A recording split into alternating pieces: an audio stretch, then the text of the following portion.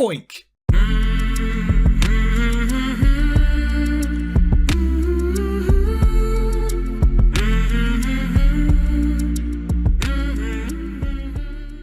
Hello, how's it going? Today, we're talking about the founding of Quel'Thalas, and we're also going to cover a little side story involving some elves in another continent entirely. So let's go!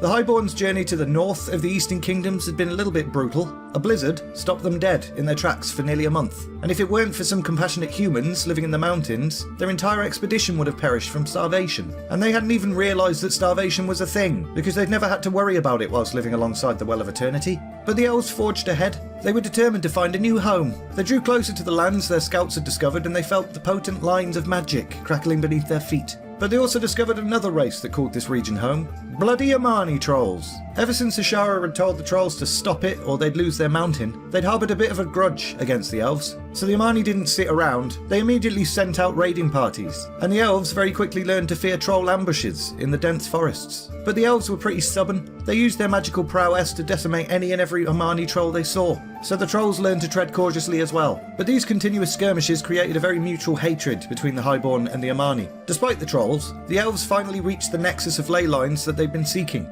Dath'Remar announced that this would be where they would begin their new civilization, and then he shocked everyone by revealing why he'd been so bloody confident this whole time. You see, just before the Highborne had been exiled from Mount Hyjal, Dath'Remar had secretly taken one of Illidan's remaining vials of Well of Eternity juice. He poured the vial into a small lake at the centre of the Nexus and baboosh. The Highborne called this fount the SUNWELL, in honour of Dath'Remar. After this, the Highborne abandoned their traditional worship of the moon, choosing to worship the sun instead, and they changed their name from Highborne Elves to just High Elves. They called their new land Quel'Thalas, which means High Home, and declared that it would dwarf the Night Elf civilization and stand as a monument for the ages. And the Trolls hated this. The Elves had built their new kingdom on hallowed ground. The Amani outnumbered the Elves by more than 10 to 1, so they thought, let's just bloody do it, and launched a full-on assault. The Elves drew upon the full might of their new power and barely beat out the Trolls. Dath'Remar had led every single battle against them, and over the course of these battles, the Elves carved out the borders of their kingdom, securing a new home. A home that was paid for in the blood of their brothers and sisters. The High Elves grew wary that they were using magic a little bit too often, and that the Burning Legion would be able to find Azeroth again. So Dath'Remar tasked some mates with finding a solution. Over several decades, they built some monolithic rune stones around Quel'Thalas' borders. This barrier would be called Bandonorial. Bandonoriel? Bindi Bandi Bardi Doo. Or the Gatekeeper. Not only would this mask the elves' usage of the arcane, but it would also kind of scare the bejeebus out of the superstitious Amani. The Amani eventually did retreat back to Zul'Aman. They figured it best to just attack elven convoys that left the magic barrier rather than try any more assaults on the kingdom. High Elf civilization thrived. Their capital, SILVERMOON City, became a monument to the memory of the elves' ancient empire. Dath'Remar then stepped down as leader. His bloodline would go on to inherit a kingdom of peace and prosperity. That is, until his great-grandson, Anasterion, came to power. But enough of that. Whilst Quel'Thalas was doing great, another Highborne community in another part of the world was struggling to survive. These guys had ended up with the rough end of the stick.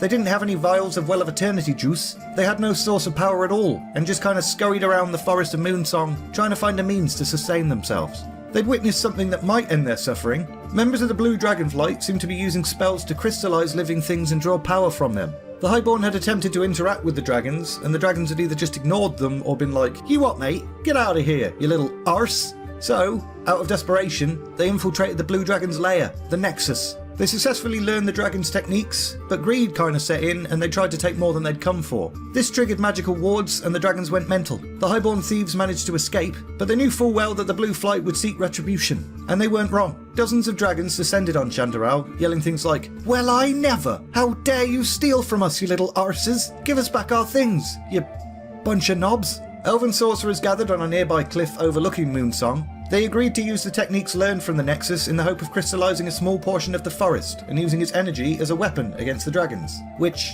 seems like a really convoluted plan. I mean, why not just crystallise the dragons? Whatevs, I'm sure they know what they're... Oh.